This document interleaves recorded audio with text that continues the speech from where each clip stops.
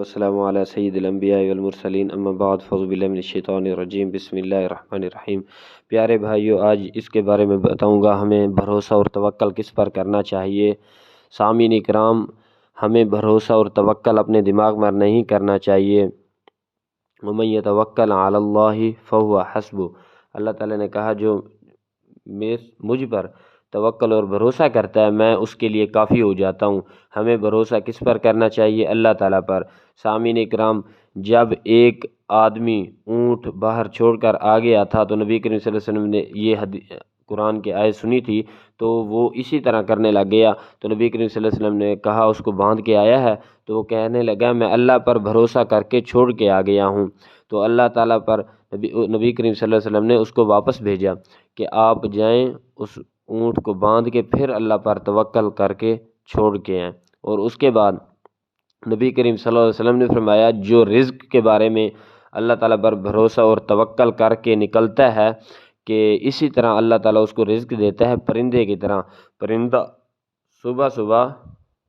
پرندے کو جس طرح صبح وہ خالی نکلتا ہے شام کو وہ پیٹ بھر کے آتا ہے، جس طرح ترمذی میں حدیث ہے اللہ تعالیٰ اس کا پیٹ بھر دیتا ہے، اس کو رزق دے دیتا ہے۔ انسان کو بھی اللہ تعالیٰ اسی طرح رزق دے دے گا اگر اس کا بھروسہ اور توکل اللہ پر ہو۔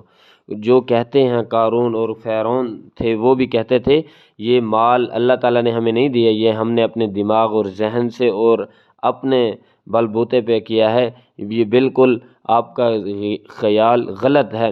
اللہ تعالیٰ پر توکل کرو، اللہ تعالیٰ سب چیز دینے والا ہے۔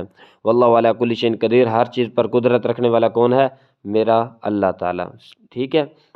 اور اس کے بعد غار ثور میں دیکھ لیں نبی کریم صلی اللہ علیہ وسلم اور حضرت ابوبکر صدیق جب چھپے تھے تو پیچھے جو مشرکین مکہ ان کا پیچھا کر رہے تھے، تو جب وہ آئے تھے نا غار ثور پر تو حضرت ابوبکر صدیق کہنے لگے یہ ہم کو جھانک کے دیکھ نہ لیں۔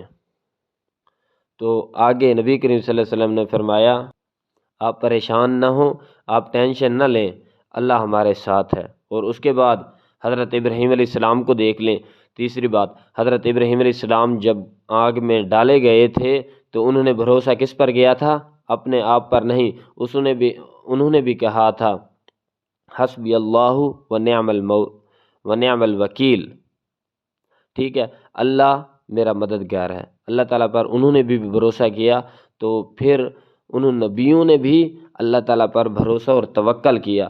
آج ہم دوستوں پر بھروسہ کرتے ہیں، اپنے آپ پر بھروسہ کرتے ہیں کہ یہ تو کمزور ہیں، سب چیزیں دینے والا اللہ تعالیٰ ہے۔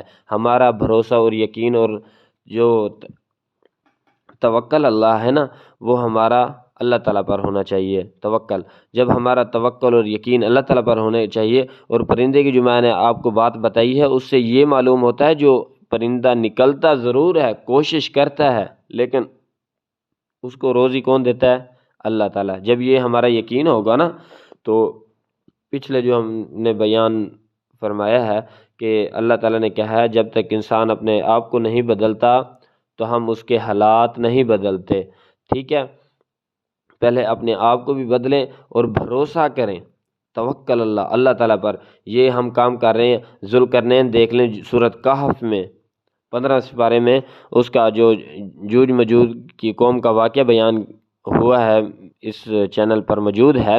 تو سامعین کرام، اس نے جب جوج مجوج کی قوم کے درمیان میں سیسہ پگھلائی دیوار لگائی تھی تو انہوں نے کہا یہ آپ نے کام کیا ہے، ان کو مبارکباد، ان کو کہتے ہیں یہ میرا کوئی کمال نہیں ہے، میں نے توکل اللہ کر کے اللہ تعالیٰ پر بھروسہ کیا، یہ اللہ تعالیٰ نے سب کچھ کیا ہے۔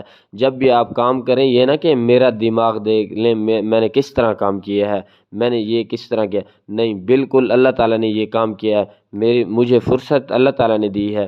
سامعین کرام، اسی طرح توکل اللہ اور بھروسہ ہمیں اللہ تعالیٰ پر ہونا چاہیے۔ بھروسہ اور یقین جب ہمارا اللہ تعالیٰ پر ہوگا تو ہمارے کام سارے کے سارے سیدھے ہو جائیں گے۔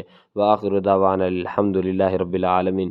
سامعین کرام، اس چینل کو چھوٹی چھوٹی نصیحتیں آتی ہیں اسی طرح کی تو قرآن و حدیث کی روشنی میں، تو اس چینل کو سبسکرائب کر لیں تاکہ ہر آنے والی قرآن و حدیث کی روشنی میں آپ تک ویڈیو پہنچ سکے۔ آج کے 100 سال کے بعد نہ آپ ہوں گے اس دنیا میں، نہ ہم ہوں گے، ہم زیر زمین چلے جائیں گے۔ ہم قبر کی بھی کچھ ساتھ ساتھ تیاری کریں، 10 منٹ 5 منٹ اس چینل کو دیا کریں۔ وآخر دعوانا الحمد للہ رب العالمین، والسلام علیکم ورحمۃ اللہ وبرکاتہ۔